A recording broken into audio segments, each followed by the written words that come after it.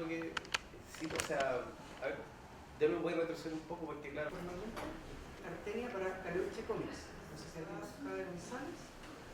Que Zigzag está sacando futbolitas y no sé qué otro cómic más. Pongámosle que unos dos más, no me acuerdo en estos momentos. Planeta no tiene, por ejemplo, ese tipo de interés educativo. Ellos venden, pero hacia el público general. Por ende, a ellos les interesan las ventas. Por ende, ¿en qué se fijan? En que el autor no solamente sea bueno, sino que sea popular. Entonces ahí es mucho más difícil entrar, pero tal vez un proyecto educativo puede tener otra visión. O sea, yo creo que es cuestión de preguntar y consultar. O sea, si vas con la actitud de no me van a contratar porque igual, o no vamos a firmar contrato porque igual no nos van a pescar, mejor no hagas nada. Yo creo que, pero sí presenta el proyecto pensando en cómo los puedes encantar cuando presentas tu proyecto en tu pitch. Este es nuestro proyecto, tiene estas cosas, puede irle bien o puede irle mal, no sé. Pero puede ser porque, por ejemplo, no me acuerdo con qué editorial sacó el Cote y un doctor que sacó un cómic Inmuno. Lo sacaron en Aurea. En Aurea. Sí. Nosotros hicimos hay en nuestra página un podcast con Daniel Erle. Y él nos ha contado su experiencia de creación de Inmuno. Es un trabajo que sacó premios, que está muy bonito. Lo trabajaron con artistas profesionales. También te sacado los premios FIC. Creo que sacado casi todos los premios FIC del 2022, creo. Sí. Pero claro, hay mucho esfuerzo personal de Daniel que sponsorió todo este proyecto y armó todo el equipo y se reunió con los artistas. Justamente que es un poco lo que queremos replicar en el futuro, ¿sabes? Que eso sea algo que, cuando yo hablaba de gente que ya había hecho esto, me refería principalmente a Daniel, y ese ejemplo, seguirlo. La tiene Panek, que todo el mundo la conoce. También. Sacó su novela gráfica sobre astronomía. Claro. Bueno, está Visuales, Javier Ferrera, que es una editorial, yo diría, la editorial que se dedica exclusivamente a publicar cómics. Desde la época de Bandido. Aunque no me crean, yo conozco a Javier Ferrer hace como 30 años. Conversando una cerveza en el balcón de un amigo, me lo presentaron y me dijo que él editaba cómics. Yo pensé, ¿y se puede trabajar en eso? Años después. El chico tenía una pregunta. Sí, en ese sentido es mucho más viable la publicación de cómics con propósito educativo en editoriales particulares que, por ejemplo, en fondos concursales del gobierno. Yo creo que es que no tienen por qué ser o una o la otra. A veces pasa que la editorial presenta tu proyecto al fondo, porque hay distintos tipos de fondos. Está el fondo de autor, tú como autor, quiero que me paguen en el fondo para poder financiar este trabajo, porque vas a estar un montón de horas trabajando en eso, entonces como autor quiero que me paguen, pongámosle, una cantidad de plata. Pero después puede ocurrir que si estás asociado con un editor que en el fondo cree en tu proyecto, el editor también presenta un fondo que es para imprimir el proyecto, que hay distintos tipos de fondos y todo eso es conversable. Entonces, realmente, y con eso, por ejemplo, la editorial puede pagar el costo de la imprenta, que en el fondo lo más pesado es eso. O sea, yo creo que de partida uno ya tiene un buen porcentaje del proyecto ganado si tu proyecto tiene que ver con lo educativo, con lo didáctico, cuando uno lo presenta al fondo del libro. Sí, yo creo que tienes hartas posibilidades. Con el mismo fondo de los libros, el cómic. Es que ¿Fondo del libro? Sí, pues el fondo del libro tiene distintas áreas. Claro, hay una área que es gráfica. Que es solo de narrativa gráfica, Sí. que son platas únicas para eso. Y hay una convocatoria nacional y una convocatoria regional. Personalmente yo ya he postulado 2 veces y lo que me ha pasado es que como yo no vengo del área de la gráfica, sino que he ido inventando esto en el camino, lo hago mal. Entonces no he ganado nunca. Y la primera vez ni siquiera logré entrar al trabajo. Este año logré entrar, espero el próximo a lo mejor ya ir mejor. Pero es un problema, entonces ahí es donde yo creo que una colaboración puede ser mucho mejor. Porque nosotros no venimos de este mundo, no entendemos los lenguajes, de repente hay cosas que uno no sabe cómo llenarlas. Y trabajando en equipo con los que sí son profesionales, probablemente hay más posibilidades de que uno le vaya bien. Bueno, lo mismo al revés, con la asesoría de guiones. A mí, por ejemplo, en lo personal me gusta mucho la historia, pero preferiría 1000 veces trabajar con un docente o con un historiador, bueno, como lo ha hecho, no sé, el Baradí, etcétera. O sea, hay un libro que yo me compré hace un par de años, y que parece que este señor que es científico también, que publica libros que son, no es precisamente cómic, pero son muy ilustrados. Y que siempre hay una conversación con la hija de él. No sé si lo... entonces hay uno, por ejemplo, de cocina chilena. Entonces está dibujado las recetas de cocina. Es muy bonito el libro porque está ilustrado, da recetas de cocina, pero además, entre medio de la receta, el papá de la niña, que es científico, da explicaciones científicas de los procesos de los alimentos, por ejemplo. Entonces, le hicieron, y ese creo que está por, no sé si está por Planeta, me la idea, sí, ha sido súper bien. Iban por el tercer, cuarto, quinto libro. Que puede ser Se planeta, ponen claro. los libros del profe Massa, la serie de animación que sacó el profe Massa, bueno, etcétera. Hay cosas. Lo que yo puedo decir es que uno debiese empezar pequeño. Una tira cómica, una página de cómic a la semana en mis redes sociales.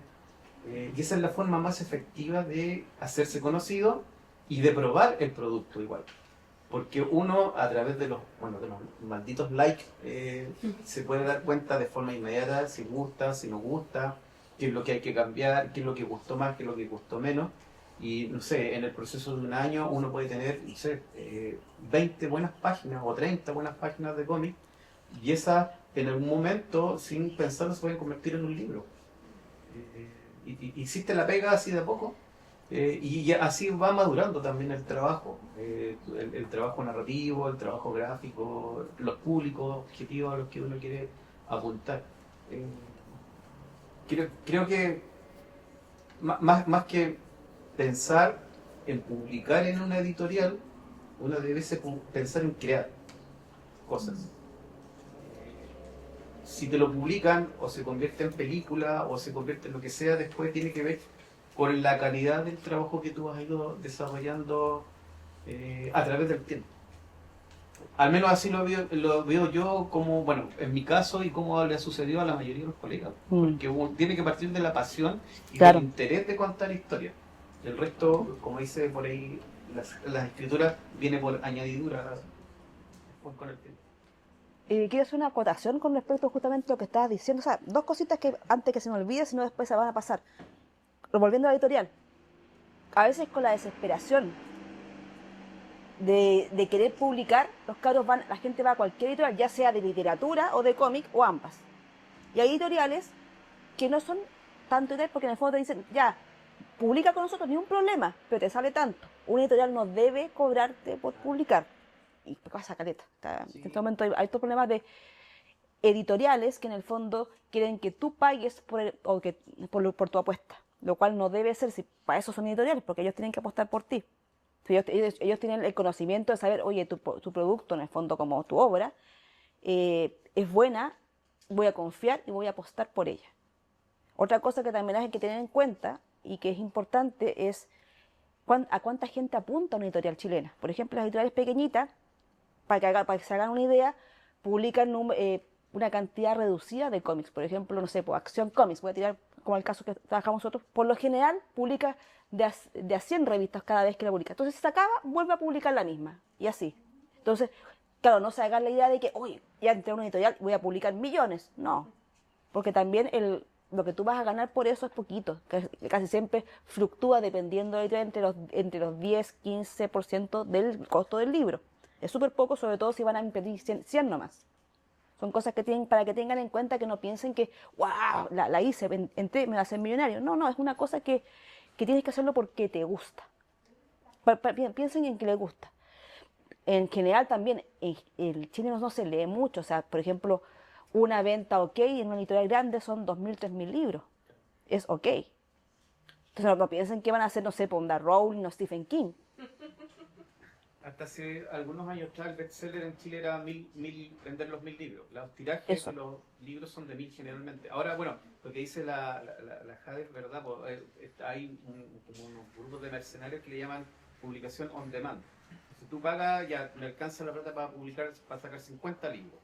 Y claro, no debiese ser. Ahora, los medios digitales ahora permiten generar eso, porque se saca arriesgando lo mínimo. Al Claro. menos Real Editores, que tenían en algún momento la línea ilustrados, sacó a varios colegas, Marco Torres, a Carlos, parece, y algunos otros más. Ellos publicaban 50 libros. Claro.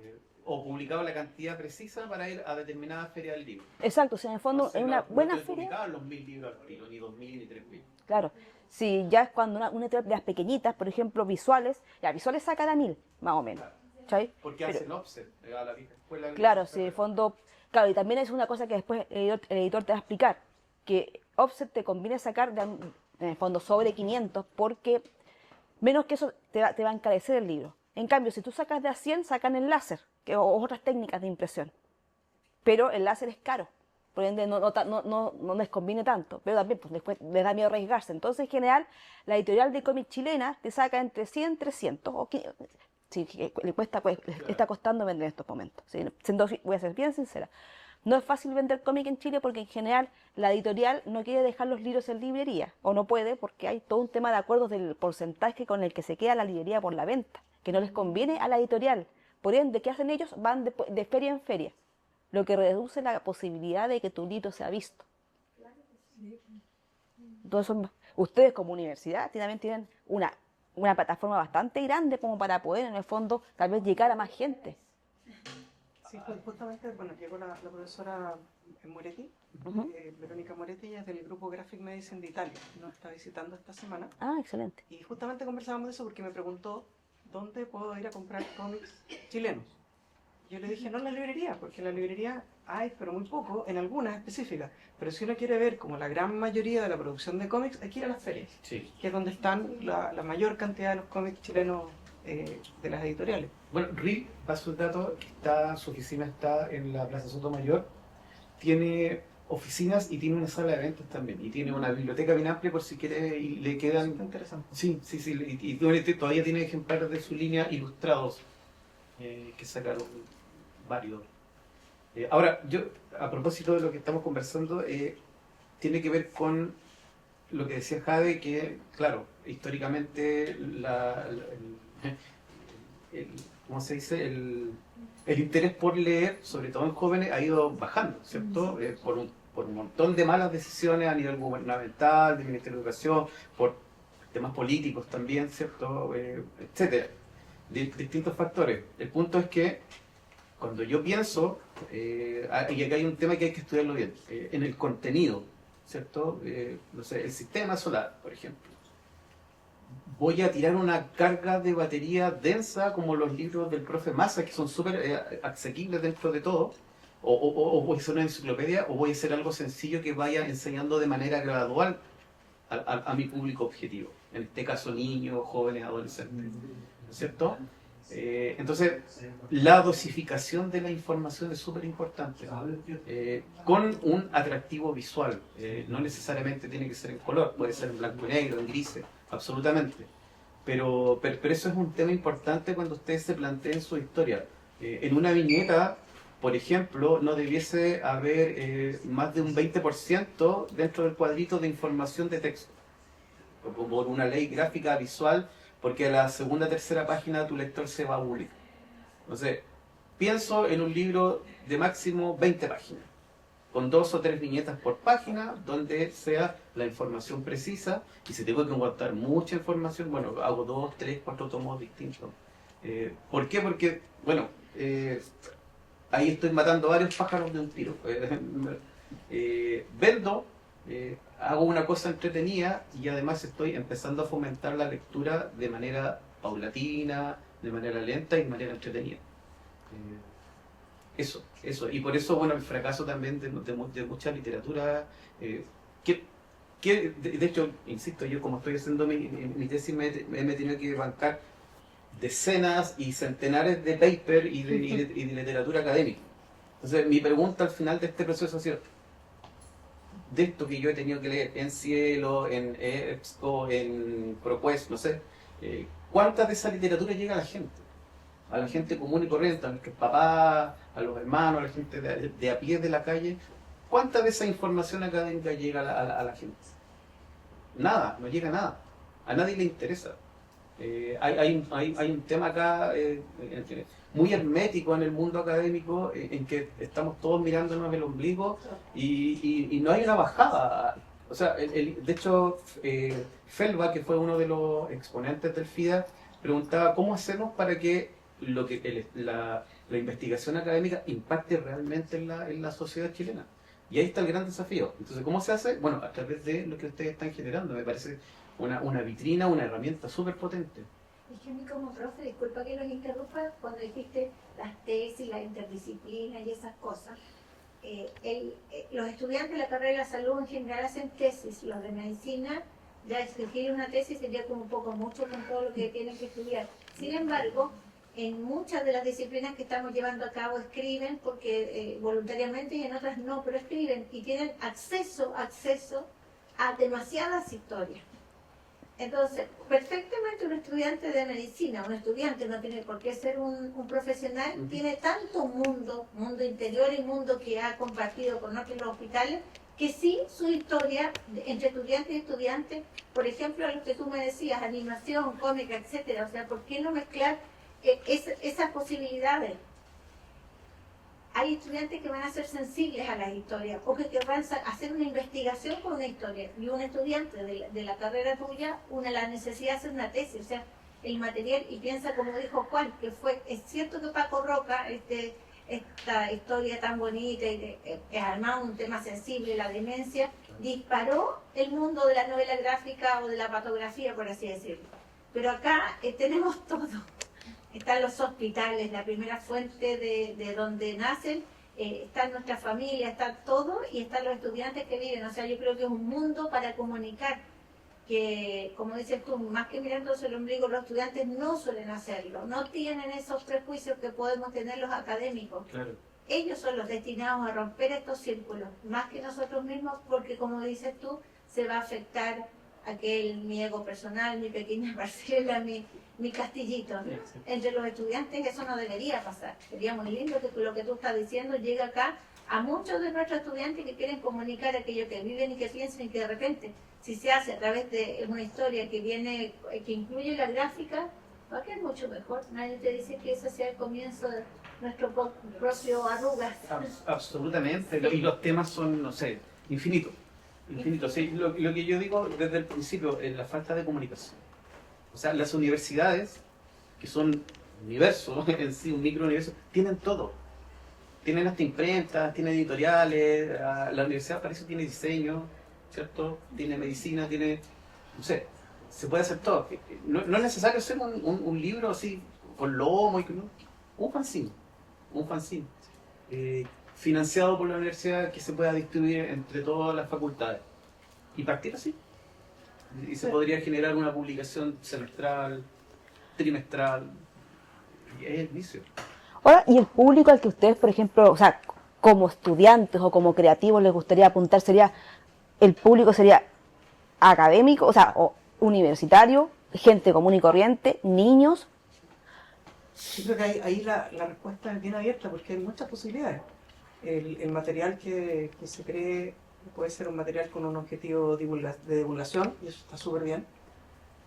También puede ser un objetivo de testimonio, puede ser material biográfico que exprese lo que le pasó a una persona en su estudio o en su práctica, y eso tiene un fin también, que puede ser expresar lo propio, pero también acompañar a otras personas que viven cosas similares, y que de repente un cómic es una buena compañía. O sea, yo siempre digo, y no soy el único, que el cómic como que te acompaña. O sea, uno tiene su personaje favorito, Claro. tu revista favorita que la has seguido durante 15 años, y ahí está contigo, es como un amigo más.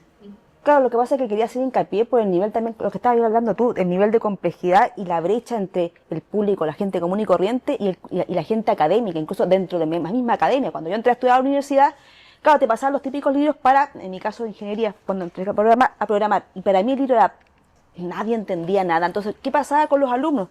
Se daba mucho entre los compañeros que se copiaban entre sí porque los libros eran muy duros, digamos, estaban a un nivel que no estaba a un nivel de un estudiante de primer año, por ejemplo. Entonces, si para un cabro que en el fondo tiene las habilidades le era difícil entrar a temáticas que eran complejas, siendo que le gustaban, imagínate el público común y corriente.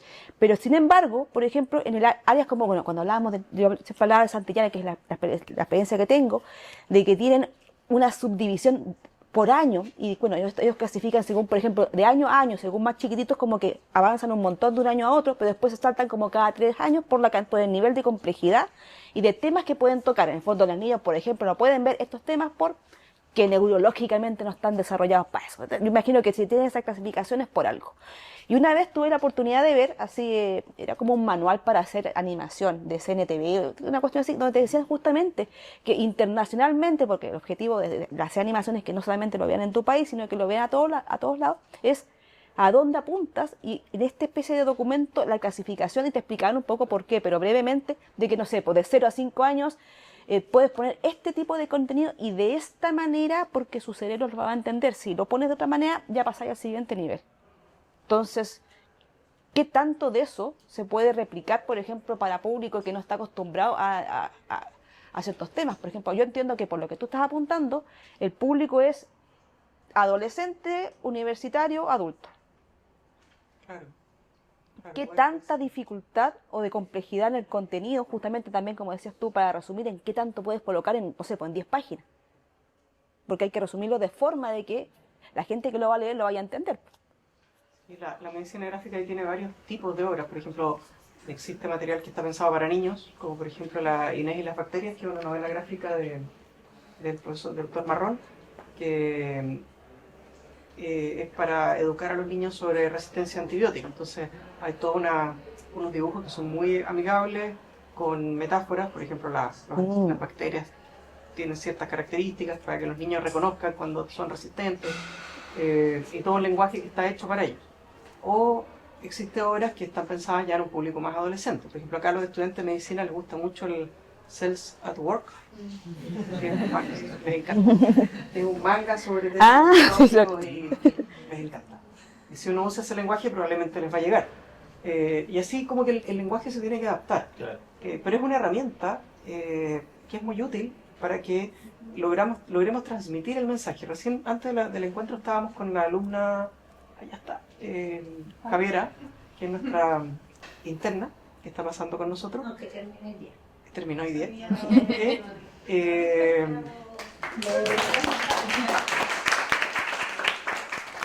Yo creo que destruí un poco sus sueños de práctica clínica, porque le dije, tus pacientes no te van a entender nada. Puedes pasar 20 minutos hablando y no te entienden. Tienes que usar otras cosas. A veces un dibujito, un pequeño folleto es mucho más útil que hablarles largo y tendido, porque muchas veces la gente frente a situaciones de salud está angustiada, ansiosa, se bloquea y no comprende lo que uno quiere. Sería interesante, por ejemplo, que un material se generara y en todas las consultas de los pediatras en la región hubiera un folletito. Claro. Yo necesito. Hemos trabajado con eso. Mi señora, que es enfermera, hizo su tesis sobre vacuna en Chile, sobre el plan de vacuna a propósito de pandemia, a propósito de un ejército de gente antivacuna que salió. Ahí tienen un tema gigantesco que se puede abordar. Imagínense un folleto de 2 páginas o un tríptico con dibujitos brevemente que esté, no sé, pasar consulta por consulta a los pediatras y que se lo regalen a los chicos. Ella está haciendo un poco ayudando en eso. Sí, Una cátedra que hicimos, Qué bonito. un trabajo así, una tarea. Claro, comprendió los conceptos tan bien de la tarea, pero de cosas que yo voy pasando mientras hago la clase y voy hablando de algo de la guatita de los niños, y después pedí una tarea para ver si lo habían integrado y ella entendió cómo traspasar eso a una explicación a una persona. Y fue así como, yo lo vi y dije, claro, toda la vida necesité este dibujito. Y ahora se está dedicando un poquito a eso. Qué bonito. O sea, se ¿Tú va a dedicar. cuando estás en clase y tomas apuntes, dibujas? No, Ah, no, a veces lo hago como después de clases, pero como no tanto por estudiar, sino como porque... no, pero ¿no tienes el hábito de rayar en los cuadernos cosas mientras los profesores hablan? No, pero sí me pasa de repente que me lo imagino. Porque a mí me pasaba, y me retaron mucho en el colegio, estoy hablando de la prehistoria, y después cuando yo veía mis dibujos que eran garabatos, yo me acordaba de lo que había hablado el profesor. Ah, claro, la memoria visual. Yo no sabía, yo no sé, y siempre en las esquinas de los dibujos prefería, a veces no, pero esa síntesis gráfica que yo hacía era más efectiva. Y me pasó que creo que en primero o segundo medio estaba, no sé, literatura en esa época, y yo estaba ahí. Y el profesor me dijo, no me he dado cuenta que estaba parado al lado mío, que yo estaba Me dijo, dibújame. Bueno, Mientras yo pasé. Entonces le hice una caricatura y se mató el frío. Y después me dijo, ya, ¿pero qué dije? Entonces yo le dije lo repetí lo que dije. Y dijo, ¿y cómo? Pensé que no estabais tomando atención. Es que es mi forma de tomar atención, de retener información. Y lo otro, ahora que hay estudiantes, yo creo que un mensaje, claro, si bien el que toma la profesión de dibujar y hacer cómic como profesión necesita que eso se sustente, que eso lo sustente, lo que nosotros hemos tratado con estas metodologías acá también de generar una herramienta más como profesional que te pueda servir independiente de los resultados. De hecho, el laboratorio, todo lo que trabaja es un trabajo, entre comillas, que no tiene un sentido de producción, por así decirlo, ya en el nombre. Que las vocaciones se puedan también encauzar en distintas maneras de entregar esta profesión a la comunidad. Tanta información a compartir que estudian todos los años, pero después llega el momento de ayudar con esa información, y lo decían recién los chicos en un ramo que acaba de cerrar también el profe Pablo, que está ahí sentado calladito, les hizo escribir un decálogo del buen médico, y muchos dijeron, yo puse atención sobre cómo comunicar, cómo entregar esa información ahora que sé tanto, pero cómo ayuda al otro, porque son angustias, un miedo, todo, cómo bajamos y aterrizamos esos dos mundos, todos tus miedos, tus incertidumbres y todo lo que yo sé, pero en un lenguaje que lo tengo que aprender como era, y ahora hay que hacer esos puentes. Eso nunca se hizo antes, y a veces uno tiene que salir ahí a la sanidad, sí, hacerlo como puede. Eso es lo que tenemos que lograr, digo, antes también, porque nos beneficiamos todos finalmente. Si nuestros profesionales, los que nos van a atender, tienen esas bajadas, por supuesto que va a ser bueno para la salud en general. Eso es un poco mi punto de vista como directora de esto. Súper bien. Sí. Juan, no sé, ¿cómo vamos? Estamos súper bien de tiempo. Podríamos pasar a dibujitos, sí, podríamos empezar los dibujitos. Oh, presentemos a la Verónica, ¿qué te parece? ¿Ya te sientes más tranquila? Sí. Que se presente, ¿cierto? Tenemos una visita internacional en estos días, Verónica, y creo que es importante, no sé si para que la capte la cámara. Sí, yo creo que te puedes poner Un poquitito. Es que no te alcanzo a ver acá. no. Sí, vaya. No. Habla español, Verónica, para que nos cuentes qué estás haciendo con todo en Chile y qué es lo que haces allá en Italia por estos asuntos. Ay, no esperaba. Buenas tardes y sí, lo siento, llegué tarde porque estaba en Santiago y nada, estoy muy feliz porque la verdad es que estáis haciendo algo para mí maravilloso, porque yo vengo de Italia, soy profesora de la Universidad de Bolonia y estamos haciendo un curso en la Facultad de Medicina de Graphic Medicine y tenemos pocos estudiantes, todavía son 8. Y nada, trabajamos mucho sobre el tema de la medicina gráfica.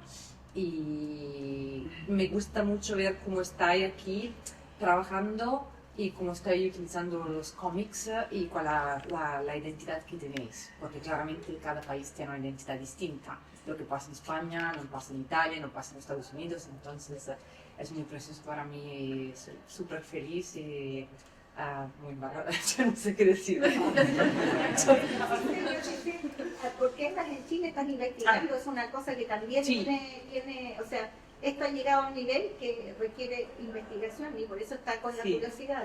La cosa es que en Italia no tenemos un programa de medicina narrativa, no hay. Bueno, sí que hay cosas, pero no hay nada de estructurado. Entonces, para mí es muy importante intentar hacer una investigación, estudiar un poquito lo que estáis haciendo, como lo hacéis, quizás para traerlo a mi país también. Y intentar, no sé qué, hacer un intercambio entre nosotras y nosotros y ver si podemos contaminarnos.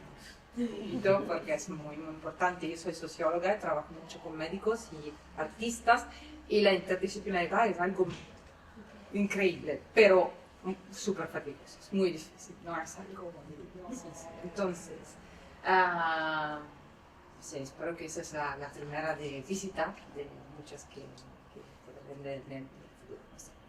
Y lo siento que llegué tarde, pero había mucho tráfico porque claro, es el fin. Quedó todo grabado, después para ver. Gracias. Bueno, vamos a dibujar un ratito.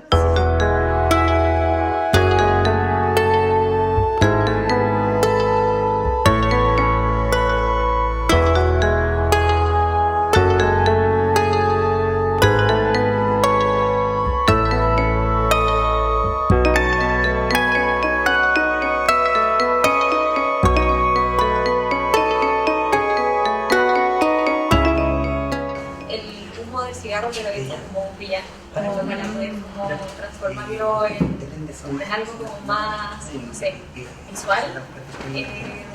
Eso creo que consiste como poner el mensaje más que siempre una persona como quiere como dibujar así como espectáculo, un villano. Yo hace poco tuvimos una clase de trastornos hidroelectrolíticos en pediatría. Entonces hice una niñita que tenía como una balanza en la mano, por una parte con un salero Sal Lobos representando el sodio y en el otro extremo una banana representando el potasio. Eso.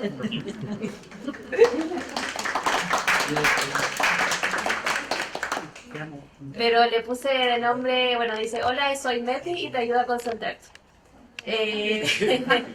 Y bueno, le hice como un poco de una historieta, como de junto a mi amiga Agu, te ayudamos al inicio de tu estudio. Algunos piensan que soy y la idea es como que se pone como villano. Y otros me tienen aquí, así como en un altar, así como si fuera lo mejor. Y bueno, me falta esa es la última parte, pero dice como la verdad es que solo soy este. Y la idea es como poner a Meti diciendo, vamos, tú puedes, tú puedes. Que al final es como una forma de hablar de que, bueno, el metilfenidato en la concentración al final como que no es la gran cosa, pero sí en verdad es una gran ayuda y como que te hace como hacer como poder concentrarte al final y hacer como todo este estudio, a veces como también la ansiedad que implica como el no poder estudiar o tener esta desconcentración o cosas. Eso. Bravo. Como es un amigo del hueso, hice un personaje Toblastín llevando en su mano izquierda unas varillas de colágeno y el lado derecho un balde con calcio.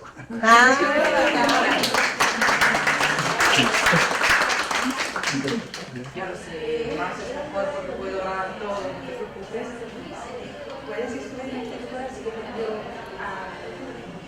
que empiezo mañana por la tarde, noche. Podemos hacerlo y voy a enviar Pericolitis necrotizante, que ahí están las malformaciones cardíacas pateando y haciéndole daño a la intestina. Y también quería hacer como hice rápido, como a mi profe, uno de mis profes favoritos, Rodrigo Vergara. No, como Super Vergara y una vacuna, que me gustó mucho la clase de vacuna, entonces por eso. ¿Pero cómo? Ubican un estudio de animación que se llama Pertusa, ¿no? No.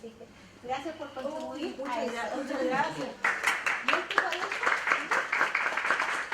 representa lo que siempre los estudiantes cuando empiezan un curso con nosotros le damos. Bueno, es lo que yo... Muchas gracias por participar de este No, curso. gracias a usted por la invitación. La explicación ya creo que la escuchaste. Esto es como así los estudiantes lo tienen para... Una bitácora. Sí, eso. Muchas gracias. Gracias a ustedes. Gracias a ustedes.